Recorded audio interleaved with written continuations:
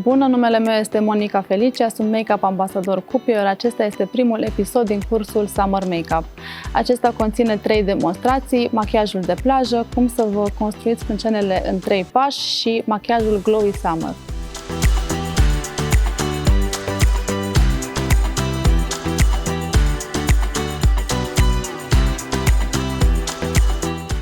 În episodul de azi, machiajul de plajă, vă prezint un machiaj light, ușor, care nu încarcă tenul, folosind doar câteva produse pe care îl puteți purta cu ușurință la strand, la plajă sau unde doriți voi. Pentru machiajul de plajă nu aveți nevoie de foarte multe produse, ideea ele să fie rezistente la transfer, să nu vă încărcați tenul, ci să simțiți tenul cât mai lejer. Eu am să vă arăt produsele mele preferate și ce aș folosi eu dacă aș merge într-o zi la plajă, de exemplu. Voi folosi fondul de ten Ultimate HD, eu folosesc nuanța 12, îmi aplic doar o pompiță pentru că vreau să uniformizez ușor nuanța tenului.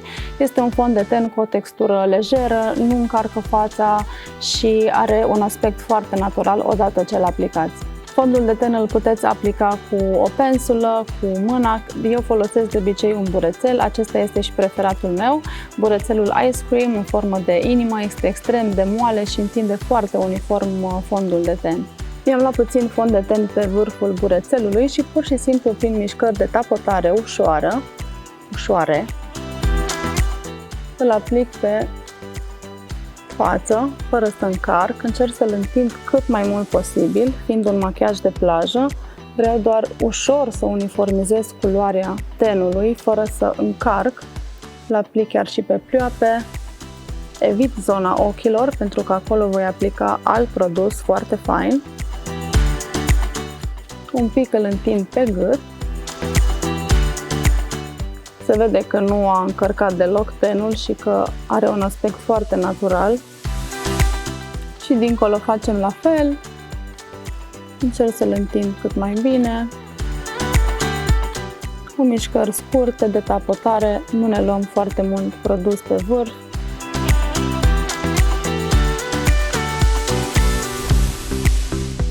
Un pic și pe nas. Și nu uităm de urechi. Apoi voi folosi un produs foarte drag mie, este vorba despre acest corector, se numește Instant Perfector, are o acoperire extrem de ușoară, de lejeră, nu încarcă tenul, îl puteți reaplica oricând pe parcursul zilei, stratifica fără să vă simțiți tenul prea încărcat sau că ar avea prea mult produs. Eu folosesc de obicei 2 nuanțe pentru a lumina fața light beige și pentru a ascunde cearcănele, nuanța Natural Peach. Pentru a neutraliza prima dată culoarea închisă a cearcănelor, voi folosi nuanța Natural Peach, pe care o aplic în colțul intern al ochiului, o întind ușor, doar pe zona unde am cearcănele mai închise. Acesta având o nuanță ușor piersicie, anulează foarte frumos culoarea închisă a cearcănelor și îl mai aplic în locurile unde consider că mai am puțin de corectat, de exemplu aici pe lateralul pometelui. Îl las un pic să se usuce, cam 30 de secunde, apoi îl puteți întinde folosind o pensulă sau un burețel. Eu folosesc același burețel cu care mi-am aplicat fondul de ten. Și încerc să-l blendui cât mai ușor, fără să apăs. Dacă apăsăm prea mult, pur și simplu luăm produsul jos.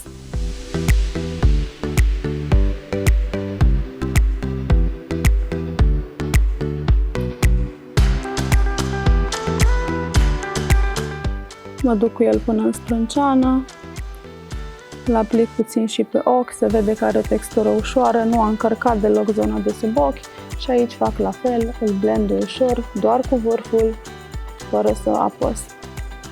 Și pentru a lumina centrul feței, trec la culoarea mai deschisă, light beige. Acesta are un subton ușor galben și asta înseamnă că luminează foarte bine zonele, mai ales zonele centrale ale feței, adică centrul frunții, colțul extern al ochiului, apoi colțul intern Și eu de obicei îl aplic și pe centrul bărbiei, deasupra buzelor și îmi place un pic aici să ridic colțurile buzelor. La fel îl blendui folosind burețelul cu mișcări ușoare de tapotare până când se vede că se combină în restul fondului de ten.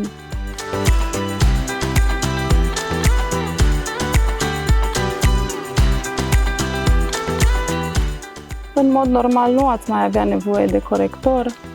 Dacă considerați că vă mai trebuie, vă puteți aplica încă o dată același produs de luminare în nuanța Light Beige.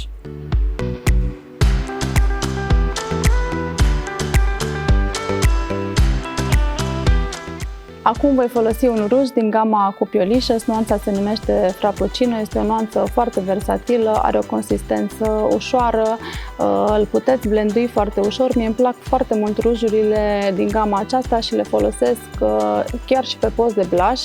Același ruj pe care îl folosesc pe buze, îl folosesc astăzi și pe post de blush și am să vă arăt ce ușor se întinde și ce frumos arată. Mie îmi place să-l aplic foarte puțin pe mână, pentru că el în contact cu pielea se încălzește și este mai ușor de blenduit. Apoi îl puteți aplica cu ajutorul unui burețel. Voi folosi același cu care mi-am întins mai devreme fondul de ten și corectorul. Îmi iau foarte puțin pe vârful burețelului, las excesul, mă uit drept în oglindă, zâmbesc și pur și simplu îmi construiesc pometele. Eu cred că un pic de blush arată foarte bine, dă viață cumva tenului. Iar acesta este o variantă foarte bună, mai ales pentru plajă, pentru că are un aspect mai natural și nu încarcă deloc fața. Și dincolo fac la fel, foarte important să zâmbiți, ca să vedeți exact unde să-l aplicați. Eu îl aplic și puțin deasupra sprâncenelor și foarte ușor pe nas. Se vede că are un aspect foarte natural, nu este o culoare prea închisă.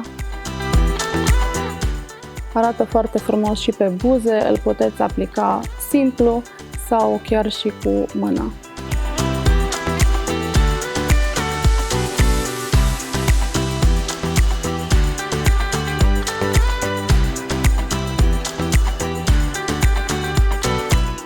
Acum voi fixa centrul feței cu pudra Soft Luminous în nuanța Light, este și nuanța mea preferată. Este o pudră ultra fină care nu încarcă tenul, are și particule de lumină și blurează foarte frumos imperfecțiunile. Nu vă trebuie o cantitate foarte mare, pur și simplu îmi iau puțin pe vârful pensulei. Aceasta este o pensulă foarte faină din păr de veveriță, numărul 325. Mă uit în oglindă. Mă asigur că nu este strâns corectorul sub ochi și apoi cu mișcări fine pur și simplu presez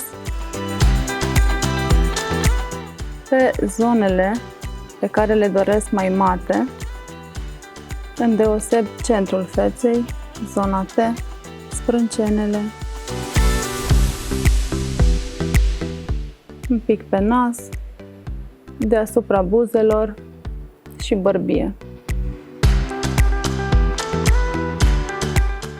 Avem și un mic concurs pentru voi. Tot ce trebuie să faceți pentru a participa este să scrieți într-un comentariu care sunt cele 3 produse pe care le luați mereu cu voi în vacanță, să vă abonați la canalul nostru de YouTube, să porniți notificările și puteți câștiga un premiu surpriză.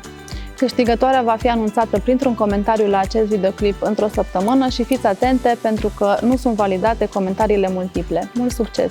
Fixez ușor sprâncenele cu ajutorul unui mascara. Acesta este un mascara transparent, se numește Fix and Go. Pur și simplu ridic firele de păr cu ajutorul lui.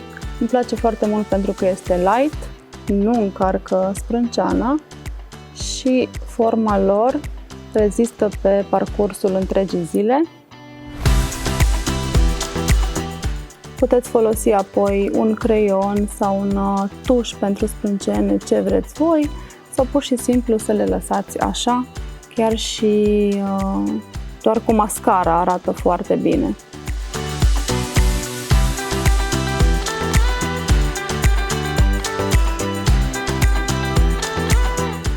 Eu voi trasa câteva fire prin sprâncene folosind liner pen în nuanța taupe. Taupe îmi place foarte mult, sau soft brown. Dacă aveți sprâncene mai închise, puteți să folosiți nuanța ebony. Este un tuș pentru sprâncene cu vârful extrem de subțire, este rezistent la apă și la transfer. Trebuie agitat bine înainte și apoi pur și simplu desenați câteva fire de păr pentru a crea o sprânceană cât mai naturală. Un pic aici voi ridica arcul și gata, pentru că nu vreau să fie foarte încărcat. Și aici am mai mult de completat pe partea inferioară și la fel puțin ridic arcul sprâncenei. Dacă doriți, puteți aplica și puțin bronzer. Paleta mea preferată este Skin Shades, nuanțele sunt foarte ușor de folosit. Îmi place în mod special prima culoare de aici, este foarte light, nu încarcă tenul, are un aspect foarte natural. Aveți în această paletă și un iluminator extrem de subtil și încă 4 culori pentru a le combina, mai închise sau mai reci. Dacă aveți un ten mai deschis, vă recomand să combinați nuanța de aici cu cele mai reci. Sau dacă aveți un ten mai închis, puteți să combinați nuanța de aici cu celelalte un pic mai închise. Eu astăzi voi folosi a doua culoare, pe asta o folosesc cel mai des. Și eu voi aplica cu o pensulă special pentru contur sau blush, este pensula 302. Îmi iau puțin pe pensulă, las excesul pe mână și pur și simplu îmi conturez pomeții cu mișcări de tapotare.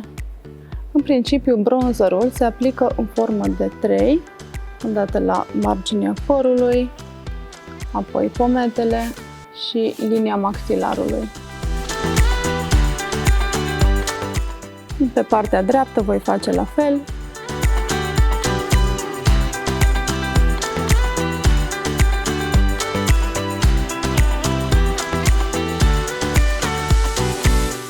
Și eventual un pic pe nas. La final voi folosi un gloss din gama Taste Me, acesta este nuanța Naked Peach, este un gloss hidratant, lejer. Îmi plac foarte mult glossurile din gama aceasta, sunt foarte plăcute culorile și în plus fiecare gloss are o aromă diferită, spre exemplu acesta are miros de piersică.